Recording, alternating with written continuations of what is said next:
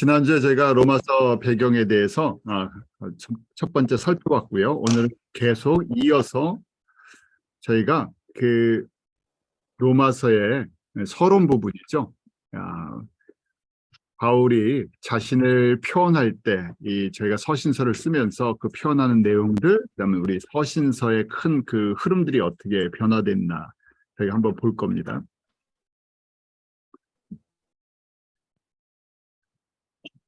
지난주 내용을 잠깐 짧게 리뷰하고 넘어가도록 하죠. 바울의 서신서, 우리 히브리서를 포함하면 14권이고요. 히브리서가 아니라면 13권. 대부분의 서신서는 바울에 의해서 기록이 되는데, 바울의 서신서는 크게 5가지 내용으로 항상 그 구조가 5가지 구조로 되어 있습니다. 첫 번째는 자신의 정체성을 항상 이야기를 해요. 하나님의 예수 그리스도의 종, 또 사도, 이 2가지 표현들을 잘 쓰는 표현인데, 자신이 누구인가, 왜 이 편지를 쓰게 되는가를 분명하게 기록을 합니다. 그리고 받는 사람들이 누구인가, 그래서 수신자, 대부분 다 교회들이라는 이름을 쓰고 있죠. 저희가 서론에서 본 것처럼 교회라고 이야기할 때 어떤 특정 한 교회가 아니라 그 지역의 가정교회 형식으로 되어 있었다, 존재한다, 그렇게 말씀드렸죠. 고린도에 있는 그 가정교회들, 로마에 있는 가정교회 성도들, 그 믿음의 성도들이 수신자였다는 것이죠.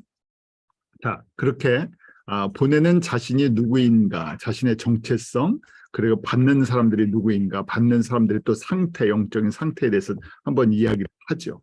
그리고 나서 꼭 인사를 시작하죠.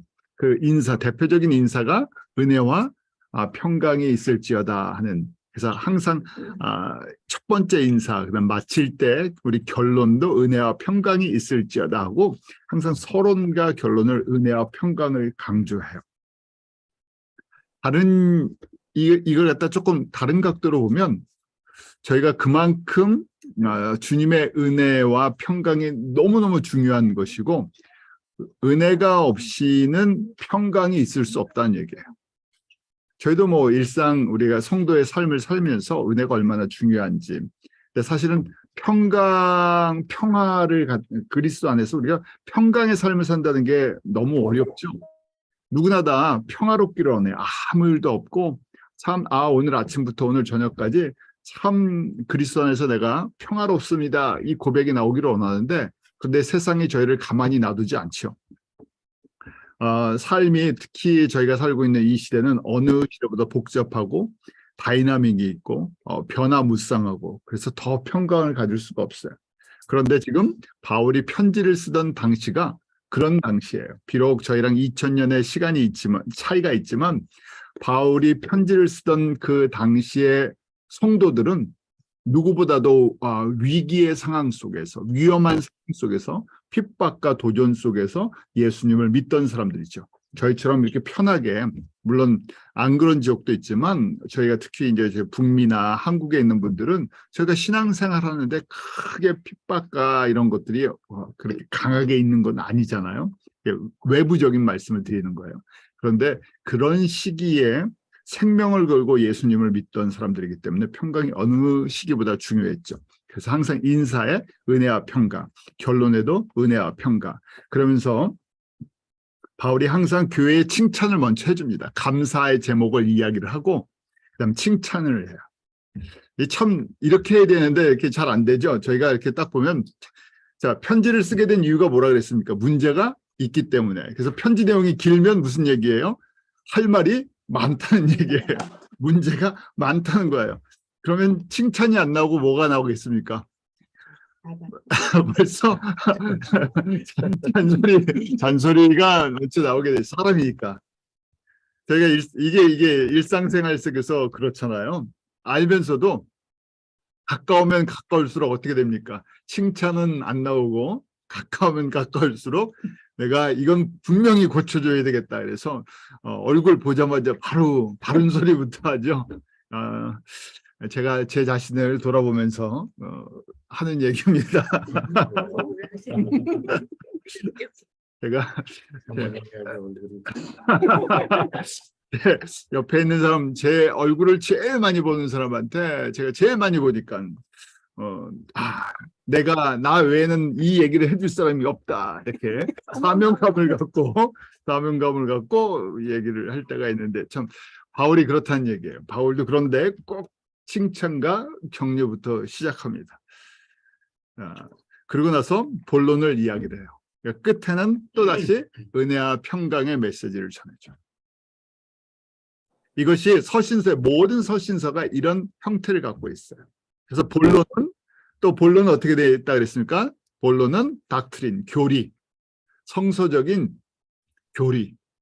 그 다음에 그 교리, 그리스도의 은혜, 이런 걸 깨달았으면 그 다음에 어떻게 적용하는 삶이 무엇인가 해서 항상 교리와 적용에 대해서 본론은 딱 정해져 있어요. 바울의 정체성은 로마서 1장 1절에 보면요, 예수 그리스도의 종 바울은 사도로 부르심을 받아 하나님의 복음을 위하여 택장함을 입었으니, 이 정체성이 클리어해요. 내가 누구인지, 내가 어떤 존재인지, 어떤 사명인지, 내가 이 한 절 속에 이 바울의 삶의 모든 모습을 다 표현해주고 있어요. 그래서 예수 그리스도의 종이다. 근데 자기가 직분적으로는 뭘 받았어요? 사도로 부르심을 받았다는 거예요. 근데 그 사도인데 맡겨진 일이 무엇인가? 예수 그리스도, 하나님의 복음 때문에 내가 사도의 직분을 감당한다 하는 것이에요. 그래서 저희가 이 안에 다 들어있죠. 예수라는 그 뜻은 자기 백성을 저들의 죄에서 구원할 자, 마태복음 1장 21절 말씀이 그 안에 들어있는 거고, 그리스도라는 것은 기름 부음을 받은 자라는 뜻이라고 그랬었죠. 크리스토스 해서 저희가 이걸 번역하면 메시아다. 하나님의 구원을 이루기 위해서 기름 부음을 받은 자, 준비된 구원 메시아라는 것이죠. 그래서 항상 예수 그리스도라는 표현을 쓰고 자신은 종이다 하고 표현을 해요. 종. 이 종이라는 것도 처음부터 나왔던 건 아니에요. 바울의 신약 중에 저희를 뭐라고 부를까? 예수 그리스도의 종이다. 그러니 이건 사도만 그런 것이 아니라 결국 무슨 얘기냐면요, 복음 안에서 우리가 하나님의 자녀가 된 사람들은 다 하나님의 종이라는 얘기예요. 구약의 이스라엘 백성들이 하나님의 종이고 신약의 성도들이 다 하나님의 종이라는 얘기예요. 종이라는 것에 대해서 조금 더 말씀을 나눌 겁니다. 또 동시에 사명적으로는 사도다. 사도라는 뜻은 보내심을 입었다 하는 것이죠. 어떤 특정 목적을 위해서 그 파송을 받은 사람이에요. 근데 그 특정 사명이 무엇인가? 이 땅에, 이 세상에 하나님의 복음, 예수 그리스도의 복음을 위해서 보냄을 받은 사람들이라는 얘기예요. 그래서 사도가 그러면 사도만 이렇게 사명이 있는 거냐 하는 것을 생각해 볼 수가 있죠. 우리 모든 그리스도인들이 같은 사명이 있죠. 왜냐하면 교회라는 것이 그런 의미가 그 안에 들어있기 때문에 그래요.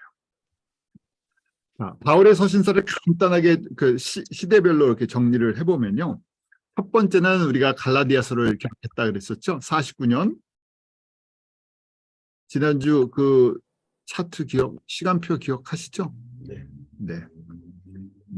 자, 1차 선교 여행 끝나고 바로 예루살렘 총회가 있었죠. 49년에 총회 끝나고 바로 기록한 게 갈라디아서다. 여기에는 갈라디아서 1장 1절에 보면 사람들에게서 난 것도 아니요 사람으로 말미암은 것도 아니요 오직 예수 그리스도와 및 죽은 자 가운데서 그리스도를 살리신 하나님 아버지로 말미암아 사도된 바울에서 종이라는 표현을 안 쓰고 있어요. 사도다 돼 있어요. 그 다음에 데살로니카 전후서는 우리 2차 선교 여행 때 기록한 것이었죠. 어디서 기록됐다 그랬었죠? 2차 선교 여행이니까요. 데살로니카를 지나와서 그 다음 고린도에서 데살로니카 교회가 문제가 있었기 때문에 바로 편지를 써준 거예요. 그래서 51년에 기록했다고 보는데 여기에는 이런 정체성에 대한 얘기가 없어요.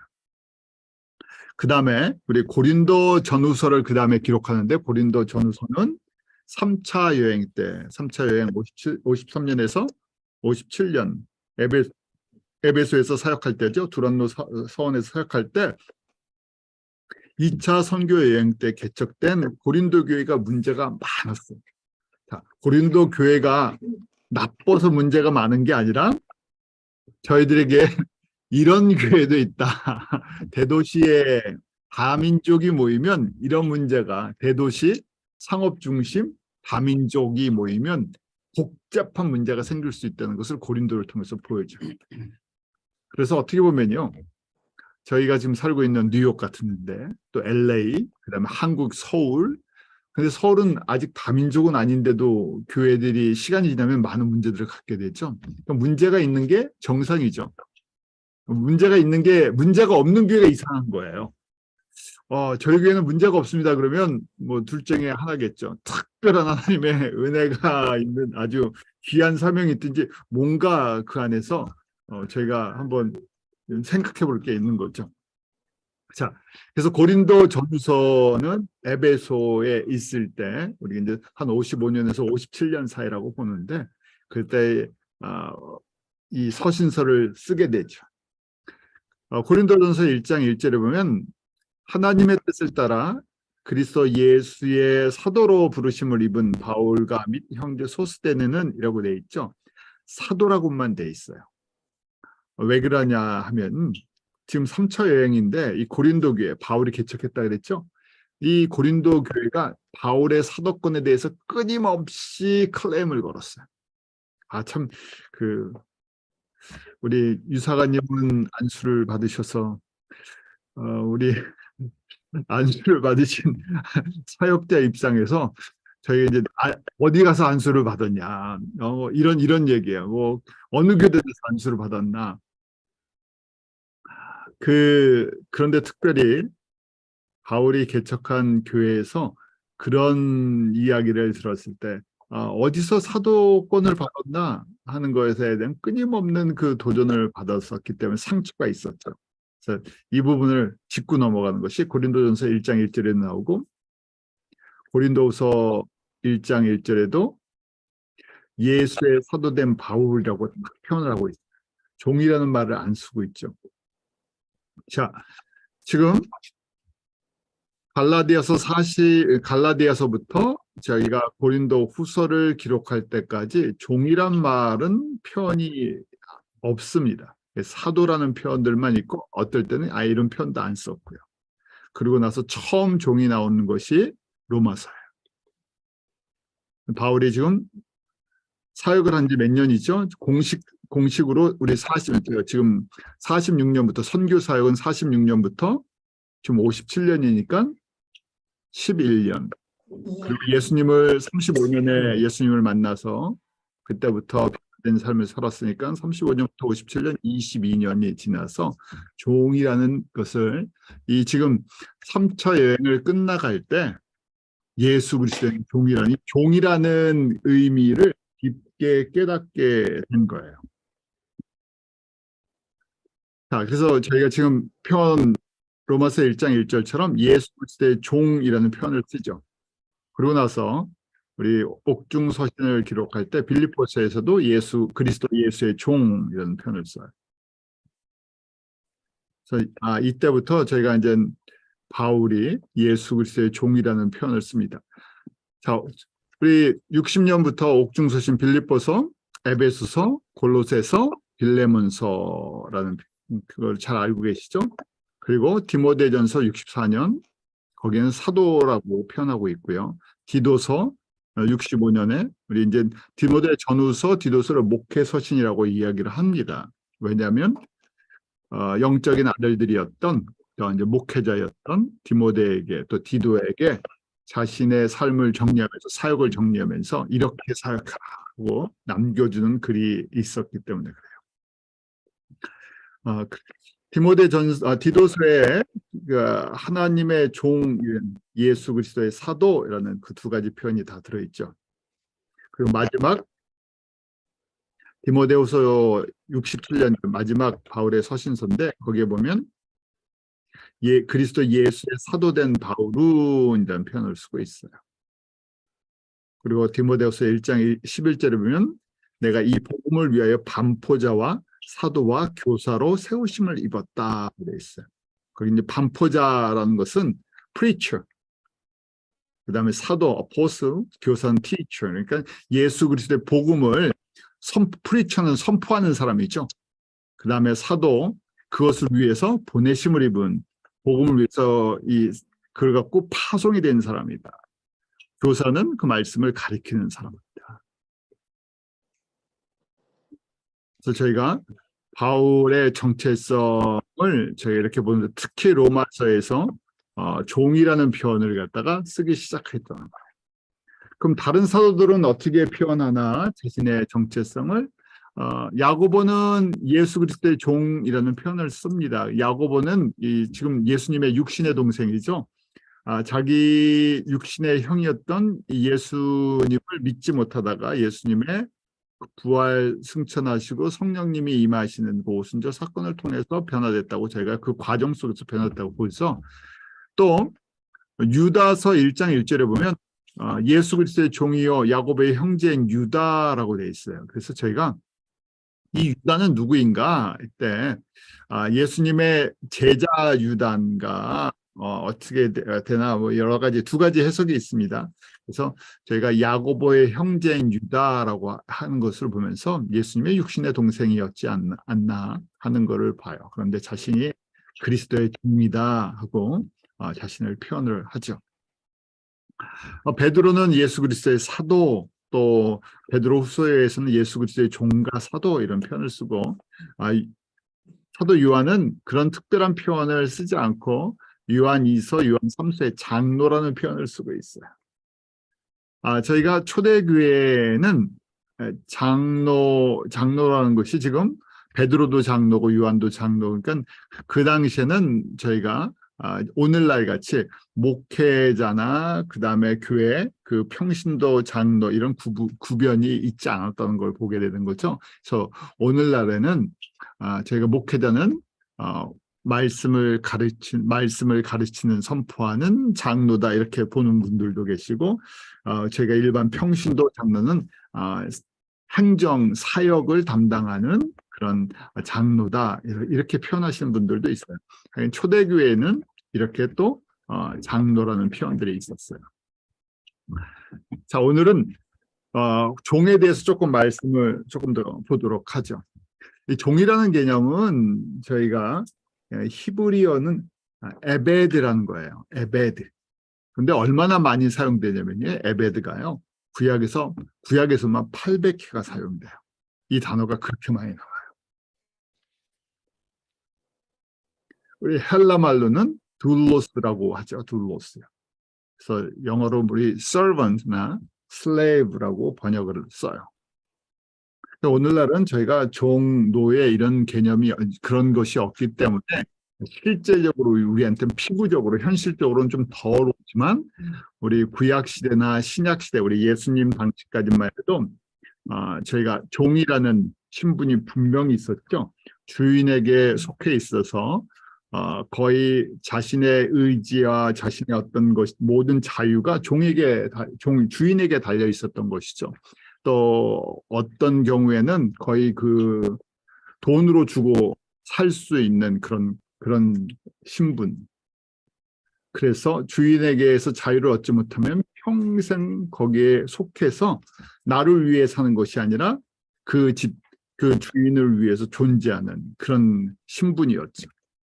자, 그런데 이 종이라는 개념을 성경에서 쓸 때 예수님께서 우리 자신을 하나님의 종이라는 표현을 쓰기 시작하세요. 그래서 이것이 이제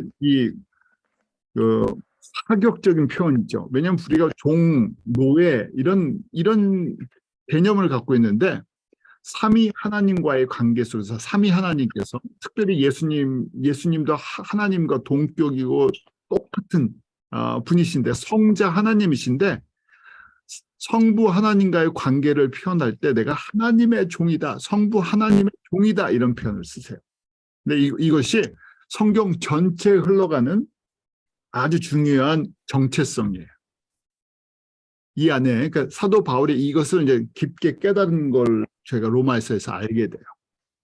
이 종이라는 것은 구약에서도 800번이 사용됐다 그랬잖아요. 이만큼 하나님의 백성 전체가 하나님의 종이에요. 하나님의 일꾼이 또 하나님의 종이에요.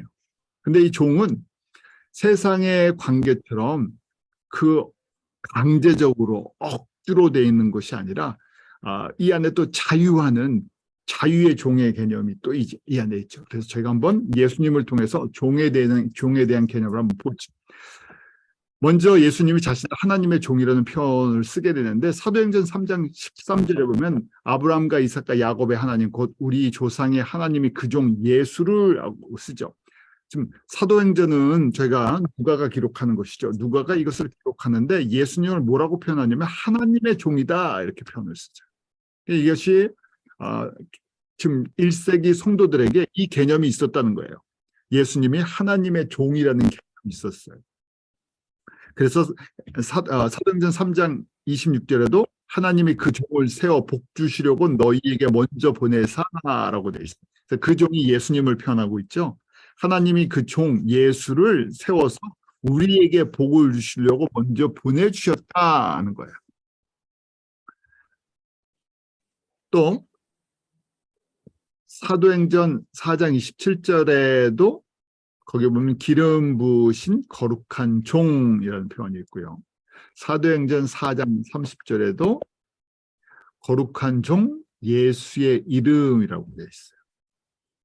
그러니까 지금 예수님을 표현할 때 하나님의 종, 기름 부음 받은 종, 거룩한 종 이런 표현을 썼죠.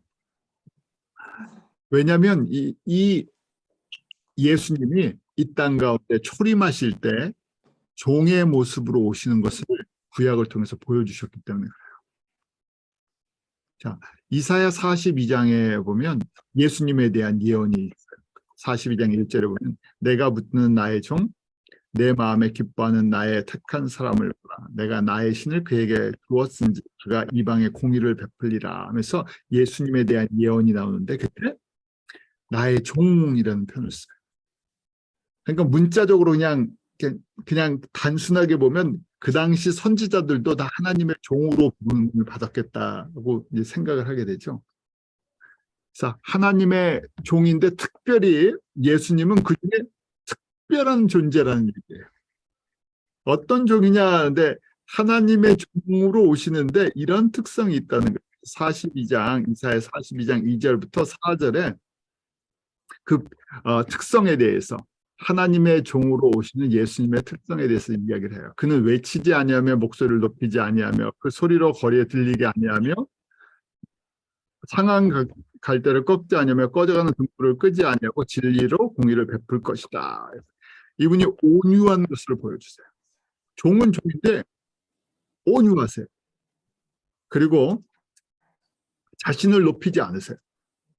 그리고 고난을 받으세요. 그리고 본인이 핍박 속에서도 하나님의 의를 베풀어 나간다는 거예요. 이런 종이 있을 수 있을까 하는 이제 이 사회를 통해서 미리 보여주신 거니까 특별한 종의 모습을 지금 보여주시는 거예요. 그 예수님께서 바리새인들이나 사두개인들, 대제사장들 그 핍박을 받을 때 싸우지 않으시죠. 그들과 다투지 않으세요. 왜 이 특성이 있으세요. 그리고 마지막에 십자가에 잡혀서 죽는 그 모습도 이 사회를 통해서 이미 가르쳐 주셨죠. 그래서 예수님은 어떤 종이신가? 하나님의 종인데 고난의 종이라. 이사야 52장부터 53장에 그 하나님의 종의 모습인데 구체적으로 고난을 받는 종이다 하는 거. 그래서 지금 제가 유대인들이 이사야 53장을 이해 못한다 그랬죠. 그래서 53장을 읽지 않는다 그랬어요. 왜냐하면 이건 도대체 누구에 대한 메시지냐.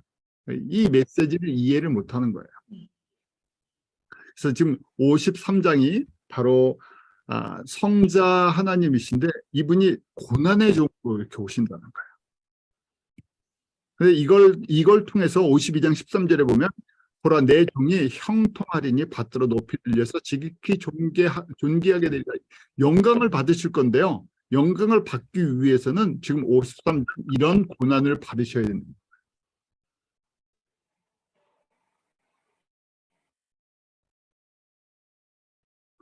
창조주이시고 그리고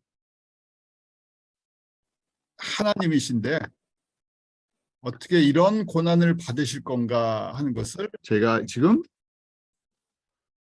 이 이사야 53장을 통해서 저희가 알게 된 거죠. 제 소리 잘 들리시나요? 그냥 표현해 주시면 되는데 제 소리 잘 들리시나요? 혹시 잡음 안 생기세요? 네, 53장 1절 2절 보면서 저희가 십자가의 길을 걸어가시는 고난받는 어린 양의 모습을 그려주고 있죠. 주 앞에서 자라나기를 연한 순 같고 마른 땅에서 나온 줄기 같아서 고운 모양도 없고 풍채도 없은즉 우리의 보기에 흠모할 만한 아름다운 것이 없도다. 영광의 모습이 없다는 거예요. 왜냐하면 초림하신 예수님은 어떤 목으로 오셨기 때문에요. 6월절 어린 양으로 오셨기 때문에. 어린 양. 다시 오실 예수님은 영광의 왕으로 오세요. 만왕의 왕, 심판의 주로 오세요. 완전히 다른 모습. 그래서 저희가 요한계시록에 보면서 다시 오실 예수님은 이런 모습으로 오시구나 하고 바라볼 수 있는 초림에 대한 예언들이었는데 이것을 정확하게 이해를 하지 못했던 우리 예수님 당시의 바리새인이나 제사장들은 예수님을 핍박할 수밖에 없었죠. 자, 그 과정을 3절과 4절에 구체적으로 쓰고 있어요. 사람들의 보기에는 하나님의 아들처럼 보이지 않는다는 거예요. 근데 왜 이렇게 멸시당하나? 누구 때문에요? 우리의 즐거움, 우리의 슬픔, 우리의 죄 때문에 이 길을 걸어가시는 왜 희생 제물이 되시기 때문에 모든 죄를 안고 가시는 제물, 희생 제물이셨어요. 그러니까 영광이 있을 수가 없죠. 세상 사람들이 바라보는 영광이 있을 수가 없었어요. 이것이 하나님의 우리를 위해서 예비하신 선물이었고 종의 사명이었어요. 종으로 오시는 그냥 종으로 오셨어요. 왕으로 오신 것이 아니라 종으로 오시기 때문에 그래요. 그래서 저희가 또 겸손의 종이다 이렇게 표현을 해주고 있어요. 구체적으로 지금 이사야 53장 이렇게 고난의 종으로 와서 우리를 위한 희생제물이 되실 것이다. 그리고 예수 이대로 오셔서 십자가에 죽으시고 부활하셨죠. 이 모습을 보고 사도 바울이 빌립보서의 2장에 이런 예수님을 닮아가야 된다 하는 종의 철학을 우리에게 가르쳐 주시는 거예요. 종의 신학이죠. 그래서 이제 빌립보서가 저희가 잘 알죠. 빌립보서는 거의 그 훈계가 없는 칭찬하고 격려하는 메시지가 주로 돼 있어요. 왜냐하면 빌립보 교회는 그 중에 그래도 제일 안정적 교회였던 거예요. 그래서 거기에 보면 이 도전을 주는데 우리 첫 번째는 예수님이 어떤 분이셨는데 어디까지 낮아지셨나, 종이셨는데 어떤 종으로 오셨나 하는 걸 보여주세요. 그래서 빌립보서 2장 6절 우리가 잘 하는 말이죠. 그는 근본 하나님의 본체시나 하나님과 동등됨을 취할 것으로 여기지 아니하시고 하나님이신데 낮아져요. 자기를 부인한 거예요. 자기를 부인해야 종이 되죠. 주인의 뜻대로 움직여줘야 되는데 어디까지 낮아졌나? 창조주인데 어디까지요? 사람까지요. 피조물. 근데 피조물로 끝난 것이 아니라 완전한 죄인으로 희생됨을 동물같이 낮아지셨어요. 그래서 십자가의 희생제물로 모든 죄를 다 짊어지셨다는 거예요. 가장 존귀한 분이 딱 천한 것으로 낮아졌어요. 이것이 종의 모델이에요.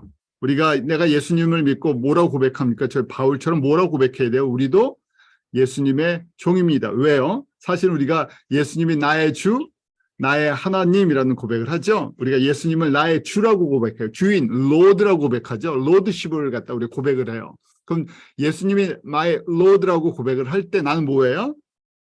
예수님의 servant예요. 근데 어디까지 낮아져야 돼요? 저희는 뭐 높아져 봐야 저희가 높은 게 없어갖고 저희가 창조주의 근처에 갑니까? 저희는 아니죠. 피조물이에요. 피조물 속에서 높아봐야 얼마나 높겠어요?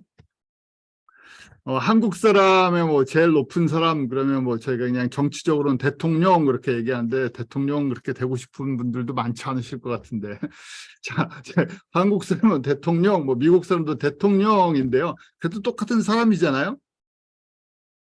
제가 낮아져 봐야 사람에서 사람이죠. 제가 지금 예수님의 낮아지심을 뭐 흉내를 낼 수도 없고요. 따라갈 수도 없어요. 창조주의 모든 권세, 하나님과 본체시다고 얘기를 하잖아요. 거기에 어디까지 낮춰지셨냐? 완전한 동물이 희생 제물이 될 때까지 낮아지셨어요. 그래서 십자가에 죽으시죠. 그 죽으시는 모습을 이사야 53장에서 보여준 거예요. 이렇게 온유하신 분이시다. 이렇게 순종하시는 분이시다. 하나님의 뜻을 이루기 위해서 우리에게 생명을 주시기 위해서 이렇게까지 하나님이신 예수님이 이렇게까지 낮아지셨다. 자, 여기까지가 그러면 저희가 보면 교리라고 볼 수 있어요. 성육신하신 하나님의 그 사랑과 은혜를 보여주는 거예요. 그래서 그 다음에 바로 빌립보서에서 바울이 뭐라고 얘기합니까? 그 예수님이 그 다음에 영광을 받으시는 모습을 보여줘요. 9절부터 11절. 이러므로 하나님이 그를 지극히 높여 모든 이름 위에 뛰어난 이름을 주사 종의 사명을 그러니까 저희가 이제 논리적으로 봤을 때 예수님이지만 이 땅에 하나님의 종으로 오셨어요. 그래서 종의 사명을 감당을 하셨어요. 자기를 부인하고 자기의 권세를 포기하고 동물이 돼서 희생제물이 돼서 죽기까지 순종을 하셨어요. 그럴 때 하나님이 그를 지극히 높여 모든 이름 위에 뛰어난 이름을 주시고 하늘에 있는 자, 땅에 있는 자, 땅 아래에 있는 자 모든 무릎을 예수의 이름에 꿇게 했다. 모든 권세를 다 주시고 모든 영광을 다 주셨다는 거예요. 다른 얘기로 보면 이것이 하나님이 가장 영광을 받으신다는 거예요. 그래서 11절에 모든 입으로 예수 그리스도를 주라 하시나요? 하나님 아버지께 영광을 돌리게 하셨느니라. 예수님의 이 온전한 종의 순종으로 말미암아 누가 영광을 받으세요? 아버지가 영광을 받으시는데 이게 가장 지극히 큰 영광이라는 얘기예요. 근데 이 영광을 지금 예수님이 똑같이 누리신다는 거예요. 왜 빌립보서에 이 내용이 들어가 있습니까? 빌립보서 성도들에게 이것을 도전하는 거예요. 내용은 저희가 빌립보서 공부 다 안 해도 이 내용이 핵심이겠죠. 너희도 뭐가 되라고요? 예수님처럼 온전한 종이 되라.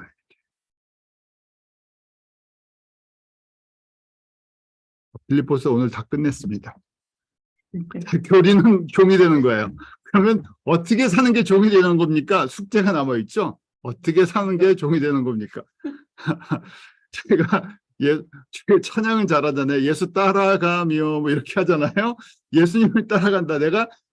저희가 너무 쉽게 예수님이 나의 주, 나의 하나님이신 내 주님이십니다. 주여, 주여를 얼마나 저희가 잘 외칩니까? 기도할 때도 주여, 밥을 먹을 때도 주여, 눈을 떠도 주여. 그래서 그냥 입에 저희가 주님을 주여라는 걸 달고 사는데 입술만 고백하는 게 아니라 삶 속에서 예수님이 나의 주인이시면 나는 누구라고요? 나는 종이에요. 종은 참 종을 너무 자유롭게 만들어 주셔갖고요. 종이 버릇들이 없어요. 저희가요. 제가 생각해도 종에게 너무 많은 자유. 저희가 자유를 너무 강조하다 보니까 종과 주인이 가끔 위치가 바뀌죠. 저희가 주인이고 예수님을 어떻게 다룹니까? 종처럼. 그래서 기도도 쥐야 해놓고 그 다음에 어떻게 합니까? 뭐 해주세요. 근데 약간 협박까지 이거 안 하면 하면서요.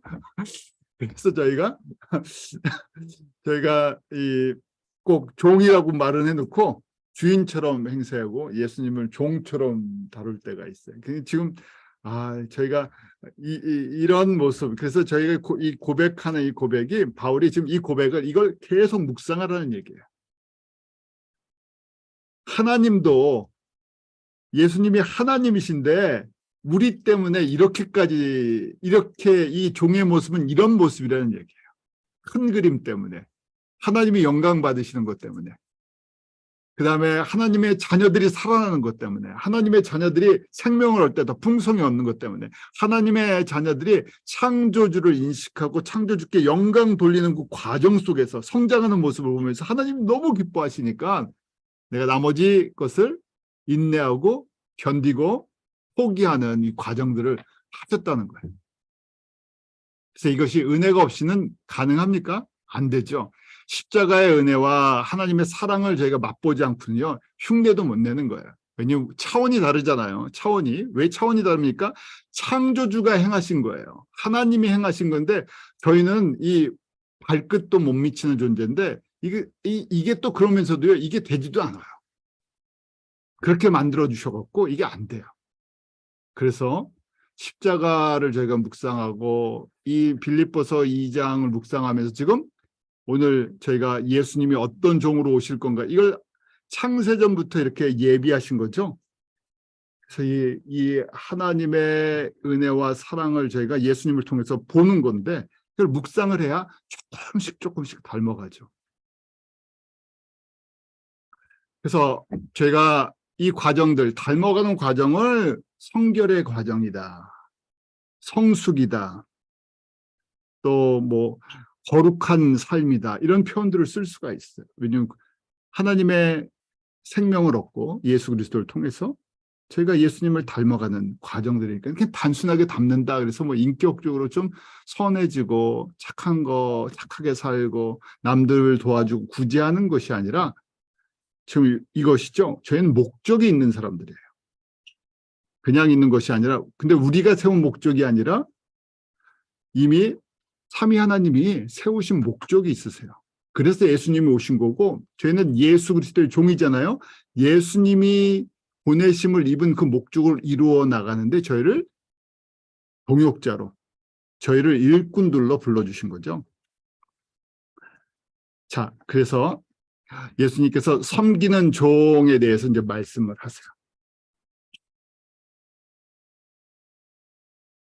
마가복음 10장 43절부터 나오죠. 너희 중에는 그렇지 아니하니 너희 중에 누구든지 크고자 하는 자는 너희를 섬기는 자가 되고 너희 중에 누구든지 으뜸이 되고자 하는 자는 모든 사람의 종이 되어야 한다. 하면서 예수님께서 종의 모델을 얘기하세요. 인자가 온 곳은 섬김을 받은 게 아니라 섬기려 종이 되어 오셨는데, 종은 어디까지 낮아져야 되느냐?